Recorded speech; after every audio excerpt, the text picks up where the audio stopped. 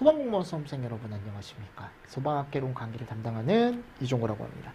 자, 여러분들 명절 잘 보내셨나요? 네, 명절을 다 보내고 저도 이제 일주일을 좀 쉬었죠. 이게 쉰 건 아니야, 여러분들. 솔직히 얘기하면 일이 좀 많아가지고 일을 좀 했습니다. 그동안 밀린 일 있죠. 제가 공무원 강의도 하지만 자격증 강의를 같이 하다 보니까 이게 병행을 하다 보니까 공무원 강의 쪽에 좀 이렇게 신경을 쓰면 자격증 쪽이 좀 또 이제 약간 뭐라 그러죠? 제가 할 일이 좀 이렇게 뒤처지고 자격증 쪽을 또 너무 신경을 쓰면 또 이게 공무원 강의가 또 이제 잘 안 되는 요런 게 있어가지고 제가 최근에는 약간 공무원 쪽에 신경을 좀 많이 썼거든요. 공무원 문제라든가 이런 거 만드는데 책도 그렇고요. 그랬더니 자격증 쪽에서 이제 연락이 와서 밀린 일 좀 해달라고 그래가지고 제가 그래가지고 했습니다. 네, 요번에 일주일 동안 좀 힘들게 하루에 막 7시간, 8시간씩 막 수업하고 그죠? 그 명절 기간에도 계속 강의를 하고 그러니까 조금 이제 밀렸던 일들이 하나씩 해결이 되더라고요. 절대 이렇게 하시면 안 돼요, 여러분들은. 모든 걸 계획했던 대로 그대로 이제 계획표대로 하셔야지. 제가 게을러서 그런 거죠. 제가 게을러서 그런 건데 하여튼 요번에 좀 이렇게 바쁘게 지냈습니다. 여러분들은 좀 잘 지내셨나요? 요번에 직강 쪽 가보니까 감기 걸린 친구들이 엄청 많더라고요. 그러니까 공부를 하다가 이제 한 하루 정도 쉬었대요. 명절이니까 그래도 친척분들 오시고 하니까 그래도 밥도 좀 먹고 맛있는 것도 좀 먹고 좀 하루 정도는 쉬자 했는데 그 쉰 게 어떻게 보면 쫙 긴장이 쫙 풀어지면서 그러면 또 몸이 또 반응을 하거든. 그래서 그때 좀 아팠다는 친구들이 많더라고요, 요번에. 건강관리 정말 잘 하십시오. 네, 오늘도 한파주의보가 내려졌습니다. 의정부는. 너무 추워요. 영하 15도. 그죠? 아침에 영하 15도였어요. 아침에 영하 15도. 지금은 영하 7도. 낮에는. 아까 밥 먹으러 가는데 죽는 줄 알았습니다. 추워가지고. 덜덜덜 떨면서 갔어요. 떨면서 갔는데 뭐 그게 중요한 건 아니고 여러분들 그래서 건강 유의하십시오. 건강 유의하시고 오늘도 여러분들 한번 문제를 한번 풀어보도록 하겠습니다. 문제를 한번 쭉 한번 풀어보겠습니다. 우리 14번부터 그죠? 84페이지 맞습니까? 예상 문제풀이집 보면서요. 우리 이런 문제가 있었지. 우리 이런 내용이 있었지라는 걸 다시 한번 저하고 정리를 같이 해보시죠. 자, 80 몇 페이지요? 4페이지입니다. 84페이지. 자, 구획실 화재에서 화재 가혹도에 대한 설명으로 옳지 않은 것은 그랬어요. 여러분들, 가혹도죠. 가혹도. 그 가혹도는 지속시간으로 화재가 건물에 피해를 입히는 능력의 정도다. 그죠? 지속시간으로 나타낼 수 있고 건물에 피해를 입히는 능력의 정도를 얘기하죠. 그리고 가혹도는 화재 하중과 그죠? 최고온도 지속시간, 화재 하중과 화재 강도로 구성이 되고요. 화재 하중이 결국 지속시간이고 화재 강도가 최고온도죠. 그죠? 화재 강도는 면적당 가열물의 양. 이거는 하중에 대한 내용이죠. 그죠? 잘못됐습니다. 맞죠, 여러분들? 세 번째, 화재 가혹도를 낮추기 위해서는 가연물을 최소 단위로 저장을 해야죠. 불연성 밀폐 용기에 보관한다. 그래야 가연물이 최소로 저장이 돼야 열 축적률, 최고 온도 개념을 낮출 수 있겠죠. 그죠? 화재 가혹도에 견디는 내력을 화재 저항이라고 얘기합니다. 건축물의 내화 구조, 방화 구조를 얘기한다. 화재 저항은 가혹도에 견디는 내력이다. 그래서 건물이 얼마나 화재에 저항을 하는지를 얘기하는 거예요. 무슨 말씀인지 아시겠습니까? 오케이. 정답이 몇 번이다? 2번이다. 자, 가혹도와 심도에 대한 거 한 번 더 정리해 보시고요. 한 번 더 정리를 해보시고. 그래서 가혹도가 뭐고 심도가 뭔지 같은 말이죠. 그죠? 다시 한번 정리해 보시면서 넘어가 주시면 좋을 것 같습니다. 다음, 가로 안에 들어갈 알맞은 단어로 옳게 짝져진 것은 우리 이거 많이 봤었죠. 가혹도는 뭐예요? 최고 온도 곱하기 지속시간. 맞습니까? 최고 온도 곱하기 지속시간. 됐죠? 그래서 최고 온도를 우리가 화재 강도라고 하는 거고 지속시간을 화재 하중이라고 얘기하는 거죠. 그래서 건물을 파괴하는 맞죠? 또는 재산을 파괴하는 정도, 얘를 우리가 뭐라고 얘기한다? 화재 가혹도라고 얘기한다. 그래서 예전에 이런 그래프가 있었습니다. 우리 기억하십니까? 여기가 이제 뚝뚝뚝뚝뚝뚝뚝뚝 끊어요. 뚝뚝뚝뚝뚝뚝뚝뚝 끊어요. 그죠? 여기가 초기에서 성장기, 그냥 성장기라고 하겠습니다. 여기가 어디예요? 최성기. 마지막이 감쇄기. 맞죠, 여러분들? 그래서 여기를 우리가 온도라고 얘기했었죠. X축을 온도라고 얘기합니다. 그리고 온도, 여기가 온도죠. 그리고 여기가 뭐예요? 시간. Y축, 여기가 Y축이죠. 여기가 X축, 그죠? 시간과 온도라고 얘기합니다. 그래서 온도가 최고 온도로 올라가는 시기가 여기 최성기죠. 그래서 우리가 이 최고 온도, 얘를 뭐라고 한다? 앞에서 얘기했던 강도라고 얘기하는 거고, 그죠? 그 최고 온도가 지속되는 요 시간을 우리가 뭐라고 하는 거예요? 하중이라고 얘기하는 거지. 맞습니까? 그래서 얘를 사각형으로 봐서 이 부분을 가옥도라고 할 수 있다 그랬죠? 이거 했습니다. 그래서 그래프를 주고 여기를 비워놓고 이게 뭐냐라고 물어볼 수 있어요. 그래서 그래프도 볼 줄 알아야 됩니다. 아셨죠? 그래프도 보실 수 있어야 됩니다. 예전에도 제가 많이 말씀을 드렸던 내용이라 까먹지 않으셨을 것 같긴 한데 그래도 혹시나 내가 처음 보는 내용이다 또는 까먹었다라고 하시면 지금 여러분들 한 번 더 정리를 해주시면 더 좋을 것 같습니다. 됐죠? 자, 됐습니다. 그래서 이것도 같이 정리를 조금 잘 해주시고요. 자, 이제 16번 문제입니다. 16번 문제. 하중에 대한 설명으로 옳지 않은 것은 1번 화재 하중은 일정 공간 내에 있는 가연물 전체의 발열량을 목재 발열량으로 나누죠. 그래서 걔를 목재 질량으로 환산을 해서 해당 구역의 바닥 면적으로 나누면 구할 수 있다. 자, 이게 무슨 말이냐면 화재 하중은 일정 공간 내에 있는 가연물 전체 발열량. 그래서 우리가 시계 가보면 여기 뭐가 들어가요? 가연물의 발열량, 전체 발열량이 들어가죠. 위쪽에는 얘가 위에 들어가죠. 그리고 아래 뭐가 들어갑니까? 목재의 단위 발열량이 들어가죠. 맞습니까? 목재의 단위 발열량. 그래서 얘가 얼마예요? 4,500이죠. 그래서 얘가 뭐예요? 결국은 모든 가연물을 뭘로 바꿔주는 거예요? 목재로 환산하는 의미다 라고 했었죠. 목재 환산. 그럼 이거를 다시 뭘로 나눠주는 겁니까? 우리는 면적으로 나눠주는 거죠. 아래 있으니까 여러분들 면적으로 나눠주는 거죠. 맞죠? 그래서 먼저 목재 질량으로 환산을 한 다음 목재로 환산을 한 다음 그 다음 면적으로 나눠주는 거죠. 걔 이름이 뭐예요? 화재 하중이죠. 그죠? 두 번째, 화재 하중은 화재의 규모를 판단하는 척도죠. 규모 판단할 수 있습니다. 이걸로도. 주수 시간, 얘 시간 개념이니까요. 그리고 화재 하중이 크면 내화 요구도 또한 증가하죠. 화재 하중의 단위로는 kg/m 제곱을 쓰며 소방 대상물의 화재 하중을 구했을 때 창고 같은 공간이 사무실 공간보다 화재 하중이 작다라고 했는데 창고가 어마어마하게 화재 하중이 큰 장소죠. 그죠? 주요 구조물은 내화 구조로 하고 내장재는 불연재를 설치하고 화재 하중을 줄일 수 있다. 가연물의 양이 많을수록 지속시간도 길고 최고온도 지속시간도 길어질 수밖에 없죠. 그죠? 맞습니까? 그래서 화재 하중 같은 경우는 정리를 하실 때 잘 정리를 해주셔야 되고 창고 같은 공간이 통상적으로 이 정도 250에서 500까지 도서관 서고도 큰 장소입니다. 사무실이 한 30에서 150이래요. 근데 이걸 외울 필요는 없어요. 그냥 큰 장소가 이런 곳이다. 창고, 도서관, 서고 이런 데가 엄청 화재 하중이 큰 장소다. 사무실도 작은 장소는 아니지만 사무실도 작은 장소는 아닙니다. 근데 여기가 압도적으로 큰 거죠. 그죠? 이 정도 느낌으로 조금 보시면 좋을 것 같고 화재 하중은 화재 규모를 판단하는 척도로 주수 시간을 결정하고요. 화재 가옥도는 주수율이라는 걸 결정합니다.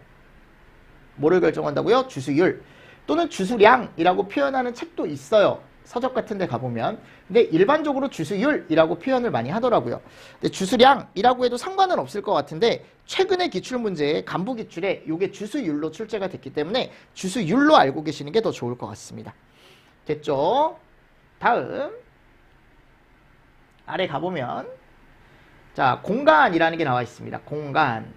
공간이 목재 1000kg이 있고요. 지금 A 물질 2000kg과 완전 연소했을 때 화재 하중은 그랬어요.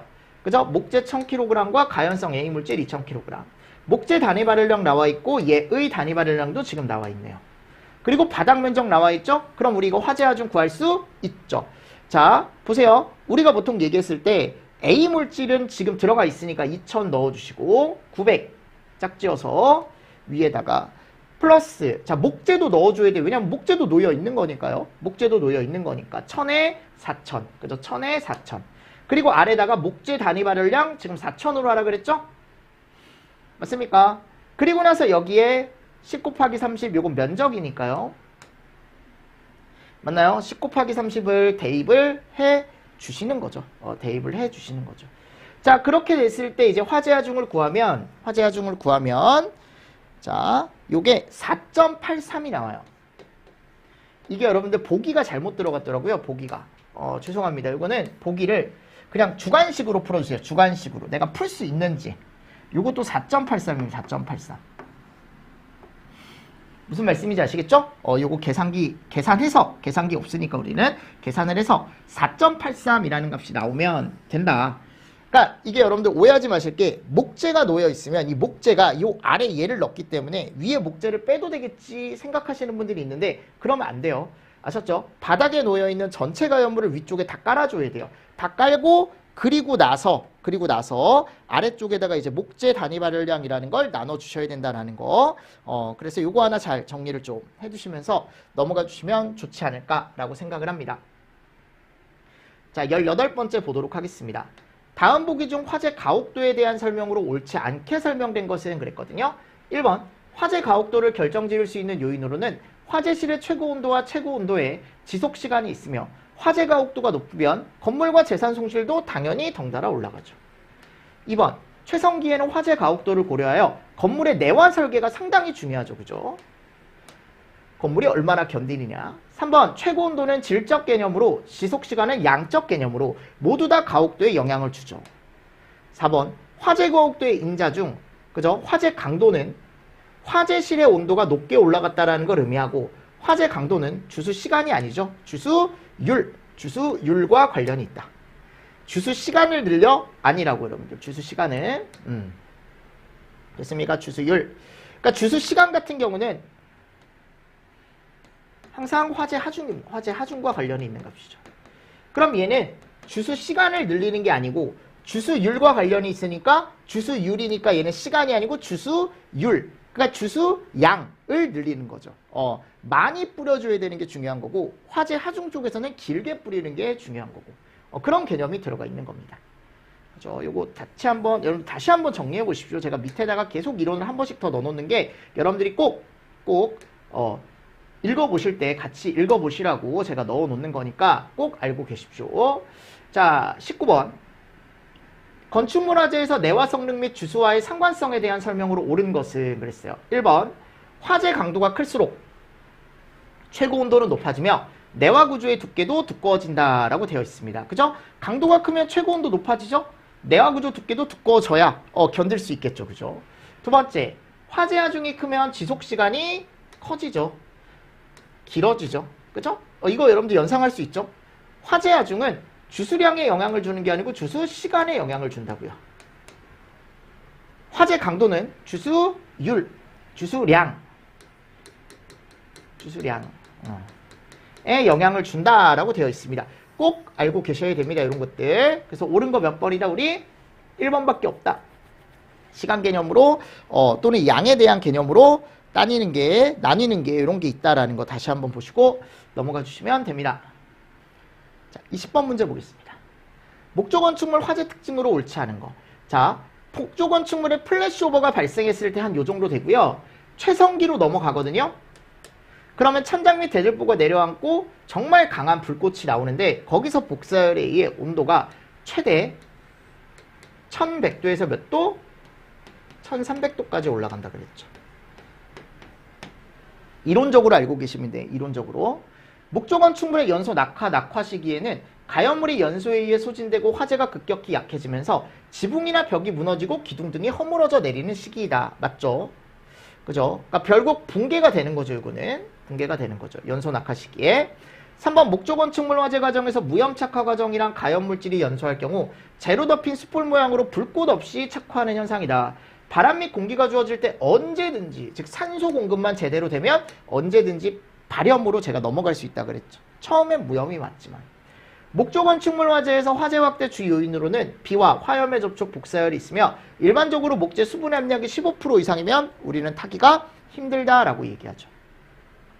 맞죠, 여러분들? 그래서 요거는 옳지 않은 건 어차피 가장 옳지 않은 걸 찾아줘야 되기 때문에 가장 옳지 않은 건 몇 번이다? 우리가 1번으로 가져가는 게 가장 옳지 않은 보기로 여러분들이 가져갈 수 있다.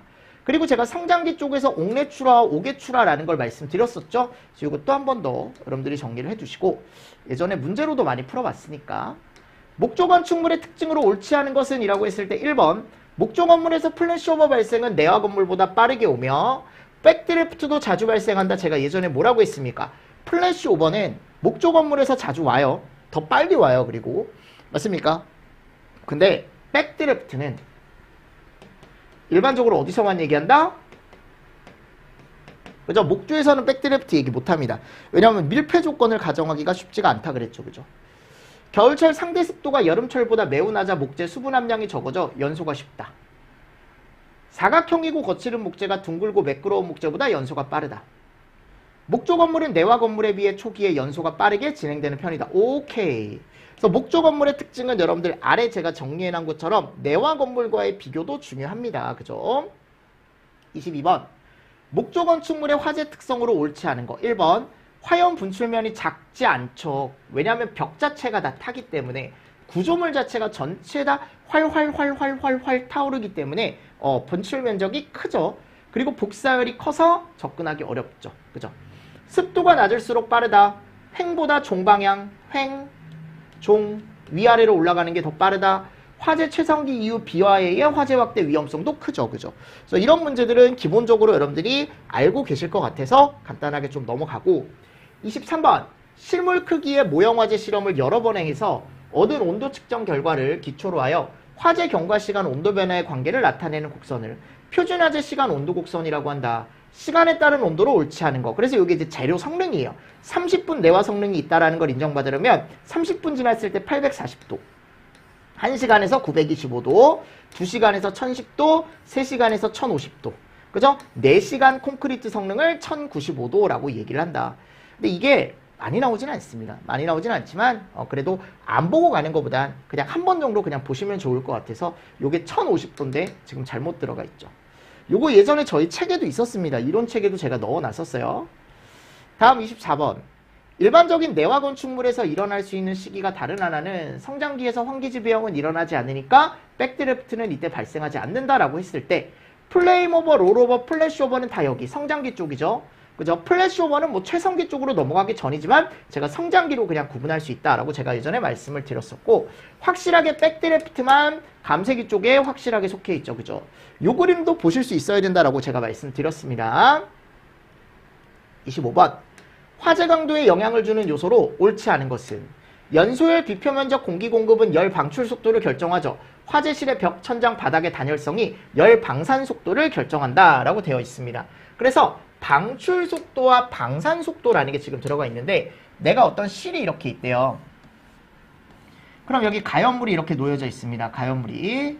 자, 여기서 열이 막 나와요. 가연물이 탈 때 여기서 열이 막 나와요. 이 열이 나오는 속도를 우리는 열 방출 속도라고 얘기합니다. 가연물 자체에서 열이 나오는 속도를 뭐라고 얘기한다고요? 열 방출 속도라고 얘기합니다. 그럼 결국 이 안에 열이 가득 차 있다가 바깥쪽으로도 나오기 시작할 거거든요. 그럼 이 실면에서 실 입장에서 바깥쪽으로 열이 나가는 요 속도 있죠. 얘 이름을 우리가 뭐라고 한다? 열 방산 속도라고 얘기합니다. 이게 두 가지가 좀 다른 개념입니다. 그래서 가연물에서 열이 나오는 속도는 열 방출 속도지만 가연물에서 나온 열이 그죠? 요 실내에 쌓여 있다가 바깥쪽으로 나오는 이 속도를 우리가 뭐라고 한다? 열 방산 속도라고 얘기합니다. 그래서 요거 두 개 구분해서 쓰기도 하니까 알고 계십시오. 그래서 여기가 보면 아니 결국 요 주변에 연소열 비표면적 공기 공급은 얘 자체가 타는 속도를 결정을 하고 실 자체의 벽이라던가 천장이라던가 바닥의 단열이 얼마나 잘 돼 있느냐에 따라 열 방산 속도가 결정이 된다. 그죠? 그 내용이 나와 있는 겁니다.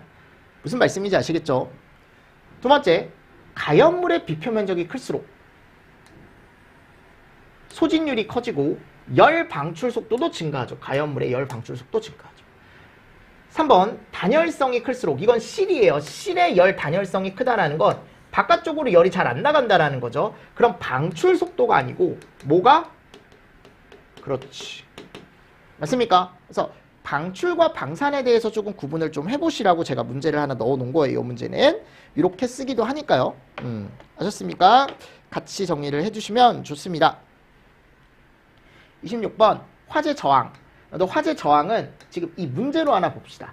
이게 건물이 불에서부터 나오는 열에 견디는 성능이거든요. 아셨죠? 그래서 여기 옳지 않은 것은 이라고 했을 때 1번에 가보면 화재식 건물 구조체가 하중은 그냥 가연물의 양이잖아요. 그러니까 뭔가 이제 열에 견디는 거니까 우리가 얘를 가혹도, 화재 가혹도로부터 견디는 능력이다. 건물이 화재가 가혹하게 하는 정도를 얼마나 견디고 어떻게 보면 버텨주느냐를 우리가 뭐라고 얘기한다? 화재 저항이라고 얘기합니다. 그래서 이 화재 저항이 좋으려면 건물이 이런 게 좋아야 돼요. 차열성, 차연성. 아셨죠? 그래서 차열성과 차연성, 차열성은 열을 차단하는 성능이고 차연성은 불꽃을 차단하는 성능이죠. 하중 지지력은 시험체가 성능 기준을 만족하면서 하중에 견디는 능력을 우리가 하중 지지력이라고 얘기한답니다. 그죠? 여기 잘못된 게 1번입니다. 1번. 됐죠? 그래서 화재 가혹도로부터 견디는 능력을 우리가 화재 저항이라고 얘기한대요. 그래서 우리가 표준온도 시간 곡선을 활용해서 내화 성능이 요구 내화 시간을 만족하는지 확인하는 방법이 있대. 이런 것들 한번 보시고 넘어가 주시면 좋을 것 같습니다. 자, 챕터 3 우리 건축 방화 계획으로 가겠습니다. 그죠? 건물의 방화 계획에 대한 공간적 대응과 설비적 대응 설명으로 옳지 않은 거. 제가 예전에 이 정도는 정리를 하실 수가 있어야 된다 그랬죠. 공간적 대응에서 대항성은 내화 성능, 방화 성능을 얘기하죠. 그죠? 우리가 도대외라는 게 있다 그랬죠. 공간적 대응에서 피난 대응은 피난할 수 있는 공간성을 얘기하는데 이게 피난성이 아니었죠. 누가 보면 딱 봐도 이거 뭔가 피난성 같은데 아닙니다. 도피성이에요. 됐죠? 세 번째, 공간적 대응에서 회피성은 내장재의 난여나 불연화 등을 얘기한다. 오케이. 설비적 대응은 우리가 얘기하는 소방시설에 의한 대응을 얘기하죠. 맞습니까? 그래서 이런 개념들을 정리를 하실 때 같이 좀 정리를 잘 해주시면 좋습니다. 정답이 몇 번이에요? 옳지 않은 거. 2번이죠. 도피성에 대한 설명이다. 그래서 제가 한 번 더 읽어보실 수 있게 혹시 까먹으셨으면 한 번 더 읽어봐라 라고 해서 넣어놨으니까요. 같이 한번 정리를 해주시면 좋을 것 같습니다. 두 번째, 건축 방화 계획에 대한 설명으로 옳지 않은 것은 그랬어요. 1번, 건축 방화 계획의 공간적 대응 방법에는 대항성, 회피성, 도피성이 있다. 대항성이란 건축물의 내화 성능, 방화 성능 등을 이야기하며 회피성은 내장재의 난연화와 불연화를 얘기한다. 방금 나왔던 내용이죠. 방화 구조란 화염의 확산을 잠깐 막을 수 있는 성능을 가진 구조다. 국토교통부령으로 정하는 기준에 적합한 구조를 얘기하며 화재 진화 후 재사용이 불가능한 구조를 얘기한다. 내화 구조는 견디는 성능이다. 그죠? 국토교통부령으로 정하는 기준에 적합한 구조를 얘기하며 화재 진화 후 재사용이 가능한 구조다. 맞습니까? 불가능, 가능. 요거. 자, 그리고 여기 갔을 때 주요 구조부는 내가 뭐 있다 그랬죠? 내기바보 지주 있다 그랬죠? 근데 비내력벽은 주요 구조부가 아니죠. 내력벽만 주요 구조부죠. 맞습니까? 그래서 제가 요거 잘 정리를 해주셔라 예전에. 비내력벽은 주요 구조부가 아닙니다. 세 번째, 주요 구조부가 내화 구조 또는 불연재료로 된 건축물로서 연면적이 1천을 넘는 곳은 국토교통부령으로 정하는 기준에 따라 내화 구조로 된 바닥과 벽으로 방화 구획을 해야 되는데 방화 구획을 가장 많이 쪼개야 되는 구간은 그랬어요. 그러면 내가 9층의 바닥 면적이래요. 그럼 9층의 바닥 면적이 4천이고 자동식 수화 설비가 없으면 몇 제곱마다 구획하면 돼요? 1000제곱마다 구획하는 거죠. 이 표가 있었습니다. 11층 이상일 때는 바닥 면적이 1800인데 SP가 설치되어 있대요. 그럼 얘는 몇 제곱마다? 600제곱마다. 그죠? 11층의 바닥 면적이 4500이래요. 그럼 11층의 바닥 면적이 4500이니까 우리는 얘를 또 1500마다. 왜냐면 SP도 설치되어 있고 불연재료로 마감이 되어 있으니까. 5층의 바닥 면적이 6000인데 SP가 설치되어 있네요. 그럼 3000제곱마다. 맞습니까? 그래서 이거를 바닥 면적과 나눠주는 거죠. 그럼 얘는 4개로 쪼개야 되는 거고 여기는 3개로 쪼개야 되는 거고 여기는 또 3개로 쪼개야죠. 그죠? 여기는 또 2개로 쪼개야죠. 가장 많이 쪼개는 층은 1번이네요. 쌤 그러면 아니 이 면적 기준 이거 어떻게 나온 겁니까? 그렇게 물어보면 제가 또 서운한 게 제가 예전에 이 정도는 보시라 그랬잖아. 방화구획 기준. 그래서 면적별로 10층 이하의 층에 자동식 수화 설비가 설치가 안 돼 있으면 1000마다 끊고 3000마다 끊고 200마다 끊고 600마다 끊고 맞잖아요 여러분들. 11층 이상일 때는 불연제로 마감됐을 땐 500, 1500 맞습니까? 그래서 뭔가 조건들에 따라서 이 면적이 다 달라진다고요. 그죠?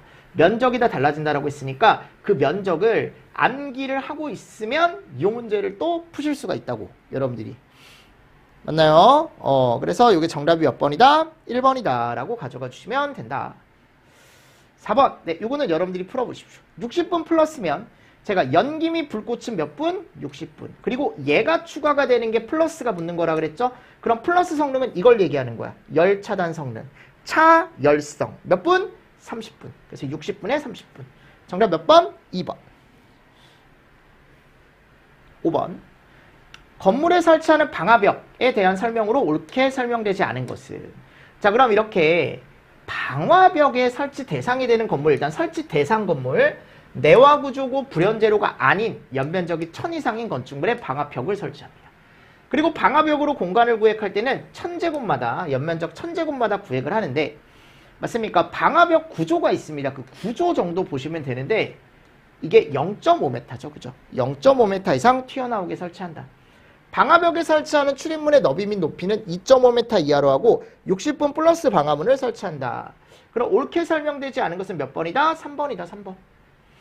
됐습니까? 나머지는 다 맞는 거. 그러니까 맞는 기준은 맞는 걸로 여러분들이 한 번 더 정리를 해보시고 방화벽 기준이 많이 나오진 않아요. 근데 이제 혹시 나오면 방화벽 기준이 이런 식으로 출제가 될 수 있다라는 개념으로 한번 보시면 좋을 것 같습니다. 자, 내화구조 중 내력벽 기준에 대한 설명으로 올바르지 않은 것은 이거는 보통 간부 기출 문제에 옛날에 간혹 출제가 됐었어요. 저희 이론책에도 제가 넣어놨습니다. 이런 식으로 구분을 한다. 근데 제가 이거를 다 외우진 않아도 된다라고 말씀을 드렸는데 그 중에 조금 시험 문제 나올 만한 게 내화구조로 인정받을 수 있는 벽 기준이 있습니다. 벽. 그 중에 내력벽 기준. 그래서 보세요. 철근 콘크리트나 철골 철근 콘크리트는 10cm, 철철이 10cm. 골구를 철골조로 하고 그 양면을 4cm 이상의 몰타르로 덮었대요. 또는 5cm 이상의 콘크리트 블록이나 벽돌, 석재로 덮었대요. 자, 이러면 너네들은 내화구조야 라고 인정을 해주겠대. 철재로 보강된 콘크리트 블록조, 벽돌조 또는 석조로서 철재에 덮은 블록 등의 두께가 5cm 이상인 것. 네, 뭐 이런 것들 나와 있습니다. 벽돌조면 19cm. 맞죠, 여러분들? 콘크리트 패널이나 콘크리트 블록조면 10cm. 그래서 이런 기준이 있대요. 이런 기준이 있대요. 됐나요? 그래서 몰타르는 요게 4cm거든요. 4cm.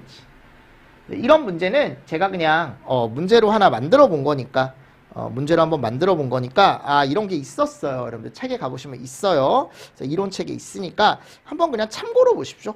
그나마 나올 만한 게 요 벽 정도? 벽 정도, 내력벽 특히 요 내력벽 기준 정도는 한번 보시면 좋을 것 같습니다. 7번이 아니고 이제 챕터 4 피난 계획이죠. 건축물의 피난 계획에 관한 설명으로 옳지 않은 것은 그랬습니다. 1번 피난시설은 누구라도 안전하게 사용할 수 있도록 원시적 방법으로 그림이나 색채를 활용한다. 당연한 거죠. 그죠? 그래서 우리가 보통 얘기했을 때 풀프루프라는 걸 얘기했었죠. 피난 대책은 풀프루프와 펠쉐이프 원칙을 중요시하며 이 R셋하고 A셋 나와 있는데 이게 성능위주 설계 때 우리가 설계를 하는 건데 피난 설계를 하는 건데 저는 가능성이 거의 없다라고 생각을 하지만 피난 쪽에서 혹시나 나올 거면 R셋이나 A셋도 그냥 한 번 정도 그냥 체크 정도 해주시면 좋지 않을까? 그냥 정의 정도. 이거 어렵게 보지 말고 그냥 정의 정도. R셋이 뭐고 A셋이 뭐고. 그래서 R셋은 여기 보세요. 총 피난 시간이나 최소 피난 시간이래요. 그래서 제실자가 있던 장소에서 화재를 인지하고 대피를 시작하여 안전한 장소로 이동하는 데까지 소요되는 물리적인 이론적인 시간이다. 이론적인 시간이다. A셋은 최대 피난 시간이라고 되어 있는데 이게 최대 피난 시간이 아니고 허용되는 피난 시간입니다. 허용 피난 시간. 하나 적어보십시오. 총 피난 시간인 R셋에 이건 책에 없어요. 여러분들. 여유 시간을 더하면 A셋으로 표현할 수 있대요. 그래서 얘가 이제 최대 허용되는 시간이다. 우리가 피난을 할 때 A셋을 기점으로 실내가 플래시오버 이르기 전까지를 의미한다 라고 되어 있는데 A셋은 말 그대로 허용 피난 시간이에요. 자, RSET은 이론적인 피난 시간인데 우리가 보통 뭐라고 얘기하냐면 총 피난 시간, 최소 피난 시간으로 정의할 수 있대요. 그러니까 내가 예를 들어 여기 지금 앉아서 이제 일을 하고 있어요. 또는 이제 강의를 하고 있다가 아무 일이 없이 가만히 있다가 감지기가 동작을 했대요. 어딘가에서. 감지기가 동작을 했으니까 그 감지 시간이 있겠죠. 그죠? 난 아직 몰라요. 불이 났는지. 그죠? 근데 이제 감지를 했으니까 감지기에서 신호를 주겠죠. 그럼 화재 신호를 주면은 그 화재 신호가 수신기 쪽으로 들어가서 수신기 쪽에서 경보를 할 거란 말이에요. 그래서 그 경보 시간이라는 게 또 있습니다. 그럼 따르릉 하고 울려요. 그 내 입장에서 강의를 하다가 이거 무슨 일이야? 이거 무슨 날벼락이야? 그죠? 깜짝 놀라겠죠? 깜짝 놀라겠죠? 그래서 저는 살기 위해서 바깥쪽으로 뛰어나갈 겁니다. 근데 뛰어나가기 전에 또 중요한 게 있죠. 그죠? 뭐예요? 내 거 챙겨야 될 거 아니야.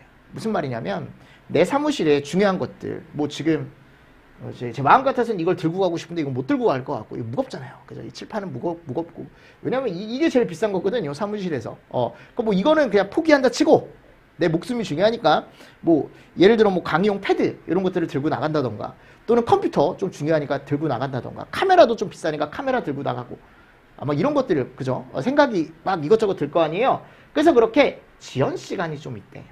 사람이 상황을 좀 판단하고 내가 뭔가 이제 뭐 여성분들이면 이제 뭐 만일 백이 있으면 백을 좀 챙긴다던가 또는 핸드폰 챙기고 사무실이면 그죠?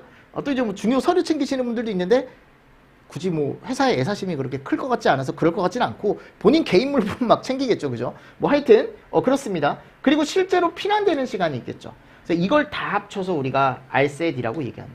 그 여기다가 이제 여유 시간을 더해서 우리가 ASET이라고 얘기한답니다. 여유 시간이라는 걸 더해서 ASET이라고 얘기한대요. 그래서 ASET을 우리가 허용 피난 시간이라고 얘기한답니다. 허용 피난 시간. 됐죠? 그래서 이 정도 그냥 문제로라도 한번 보시면 좋을 것 같아요. 2번 성능이주 설계 시 거주자 등이 안전하게 피난할 수 있는 시간을 계산할 때 RSET이라는 개념을 사용한다. RSET 계산 시 들어가는 인자가 아닌 것은 그럼 RSET은 제가 감지 시간이 있다 그랬죠? 그리고 얘를 경보 시간을 통보 시간이라고 얘기하는 책도 있습니다. 읽어보세요. 그리고 요거 있죠. 반응 시간, 피난 전 행동 시간 맞나요? 반응 시간이나 거기 가보면 피난 전 행동 시간 요게 이제 지연 시간이죠. 사람들이 반응을 하는 시간과 피난 전에 뭔가 챙기는 시간 그리고 실제적으로 피난 시간 똑같은 개념이에요. 결국 근데 조금 더 자세하게 표현을 한 거죠. 여기서 조금 개념도 다른 개념으로 지금 들어가 있고 맞습니까? 그래서 RSET 계산 시 들어가는 인자값이 아닌 것은 했을 때 일반적으로 요거를 피난 행동 시간이나 피난 전 행동 시간 이런 식으로 얘기하는데 대피 시간이라는 건 없다. 근데 솔직히 얘기하면 대피 시간이나 뭐 이런 피난 행동 시간이 똑같은 얘기인데 피난 행동 시간이나 여기 똑같은 얘기인데 피난 행동 시간 똑같은 얘기인데 조금 문제를 만들어 놓고 보니까 약간 억지로 끼워 넣은 듯한 느낌이 들더라고요. 그냥 참고로 보십시오. 참고로. 아셨죠? 참고로 보시고 그리고 항상 여유 시간이 더해진 A셋이 R셋보단 커야 돼요. 요 문제 두 개는 좀 참고로 봐주시면 좋을 것 같습니다. 자, 세 번째. 풀프루프 원칙을 적용한 사회로 옳지 않은 것은 자, 쉬운 색채를 사용한다. 피난 방향으로 열리는 출입문. 그죠? 쉽게 나갈 수 있어야 되니까. 세 번째 보세요. 도어 노브는 회전식이 아닌 레버식. 자, 회전식은 돌려서 열리는 거고 레버식은 내가 이렇게 내려서 여는 거고 뭐가 더 열기 쉬울까요? 내리는 게 더 쉽습니다. 돌리는 거보다. 예전에는 돌리는 거 많이 썼었죠, 문. 근데 요즘은 내리는 거 많이 쓰잖아요. 그죠? 내리는 게 더 편하거든. 그죠? 요건 뭐예요? 이건 fail safe죠. 그죠? 그거 고르라는 겁니다. 그래서 풀프루프가 뭐고 fail safe가 뭔지 요거 구분 정도 하실 수 있으면 됩니다. 네 번째, 피난 행동 특성에 대하여 옳지 않게 설명한 것은 1번 추종 본능, 앞사람 따라가는 것, 지광 본능, 빛을 따라가는 것, 귀소 본능, 내가 항상 익숙하게 사용했던 곳을 사용하는 것, 그죠? 우회 본능, 오른손잡이는 어디로 돈다? 좌측으로 돈다. 그러니까 우회 본능이라는 건 없죠. 무슨 말씀인지 아시겠죠? 요거 예전에 제가 설명드렸잖아, 그치? 이런 식으로 시험 문제가 나올 수 있습니다. 그러니까 피난 쪽은 좀 간단하게 보고 가셔도 돼요. 요즘 시험 문제가 많이 나오지 않기 때문에 피난로의 형태 중 가장 피난로가 보장되는, 확실하게 보장되는, 그죠? 피난로 방향은 X형과 Y형 찾아주시면 되겠죠. 1번 절대 하면 안 되는 거, 요 두 개. 그죠? 절대 하면 안 되는 게 H형과 CO형. 됐습니까? 자, 이렇게 하면 피난까지 제가 설명을 좀 했고요. 자, 다음 이제 화재조사 보고 규정입니다. 그죠? 그러면 1번에 가보면 화재조사 성격으로 옳지 않게 설명된 것은 그랬죠? 그러면 내가 뭐가 있다 그랬어요? 뭐 현장성이라는 것도 있고 신속성이라는 것도 있고 보존성이라는 것도 있다. 강제성이 있죠. 반강제성이 아니고. 그치? 그래서 제가 요거는 한번 정리를 하시면 좋다. 특히 이런 프리즘식 같은 경우는 시험 문제 잘 나온다 그랬죠. 그래서 아래 가보면 현장성, 신속성, 정밀과학성, 보존성, 안전성, 그죠? 그리고 강제성, 프리즘식 이런 것들이 있다. 그래서 오른쪽에 있는 내용도 한 번 정도 읽어보시면서 넘어가시면 더 좋습니다. 화재조사 목적이 뭐라 그랬죠? 이런 것도 예전에는 좀 나왔죠. 근데 1번에 가보면 내가 법을 강화하기 위해 조금 더 빡세게 내가 법을 만들기 위해 강화하기 위해 아니라고 여러분들. 이런 것들도 당연히 쓸 수는 있겠지만 메인 목적이 아니라고요. 메인 목적은 재발 방지 또는 예방 맞습니까? 또는 나중에 대응을 조금 더 잘하기 위해 축적을 하는 거죠. 이런 내용들이 맞는 거고요. 그래서 밑에 가보면 조사 목적 넣어놨으니까 한 번 더 읽어보시면서 넘어가 주시면 좋을 것 같습니다. 자, 세 번째. 용어의 정의는 많아도 한 번 정도 꼭 다 보고 가십시오. 보고 규정상. 발화 요인이란 발화 여론에 의해 발화로 이어진 연소현상에 영향을 주는 인적, 물적, 자연적인 요인이다. 발화 요인. 연소가 확대되는 데 있어서 결정적인 영향을 미친 가연물. 최종 잔가율이란 내용연수가 다했을 때 재구입비 비율. 오케이. 잔가율은 내용연수 다했다라는 말이 없다 그랬죠? 내용연수는 고정자산을 경제적으로 사용할 수 있는 연수. 최초 착화물이란 발화 여론에 의해 불이 붙은 최초의 가연물. 다 맞네요. 다 맞네요. 그죠? 다 맞네요. 다음도 용어의 정의 문제죠. 그죠? 옳지 않게 설명된 것은 재구입비란 화재 당시에 피해물과 같거나 비슷한 것을 재건축 또는 재취득하는 데 필요한 금액. 오케이. 근데 이게 설계감리비가 포함입니다. 뭐 이런 거 바꿔 나올 수 있어서 제가 문제로 낸 거예요. 연소 확대물, 최초 착화물, 발화 요인 다 마찬가지. 그래서 용어의 정의는 여러분들이 한 번 정도는 보고 규정상에 한 번 더 정리를 좀 해주시면 좋습니다. 제가 강조를 했었죠. 시험 문제 갔을 때 용어의 정의는 언제든지 나올 수 있다라고 말씀을 드렸기 때문에요. 자, 그리고 5번. 건물 동수 산정 기준으로 옳지 않은 거. 요거는 이제 우리가 같은 동으로 볼 거냐 아니면 다른 동으로 볼 거냐에 대한 개념이 들어가 있죠. 옳지 않은 거 찾으래요. 1번. 건물 외벽을 이용해 실을 만들었는데 헛간, 목욕탕, 작업실, 사무실, 기타 건물 용도로 사용하고 있는 것은 주건물과 같은 동으로 보죠. 그죠? 2번. 독립된 건물과 건물 사이에 차광막, 비마기 등의 덮개를 설치하고 그 밑을 통로로 사용하는 경우는 다른 동으로 하죠. 맞잖아. 여러분들 다른 동으로 하잖아. 3번. 내화조 건물의 옥상에 목조 또는 방화조 건물을 별도로 설치하면 이거 내화조와 목조, 방화구조를 어떻게 하나로 해요. 그죠? 어떻게 하는 거야 요거? 다른 동으로 하는 거지. 다른 동으로. 그지? 다만 이들 건물의 기능상 하나일 때는 같은 동으로 하는 거죠. 내화구조 건물의 외벽을 이용해 목조 또는 방화구조 건물이 별도로 설치되어 있고 건물 내부와 구획되어 있는 경우는 다른 동으로 한다. 다만 주된 건물에 부착된 건물이 옥내로 출입구가 연결되어 있는 경우와 기계설비 등이 쌍방에 연결되어 있는 경우는 건물 기능상 하나인 경우는 그냥 같은 동으로 할 수 있다. 오케이. 정답 몇 번? 3번. 됐습니까? 자, 6번.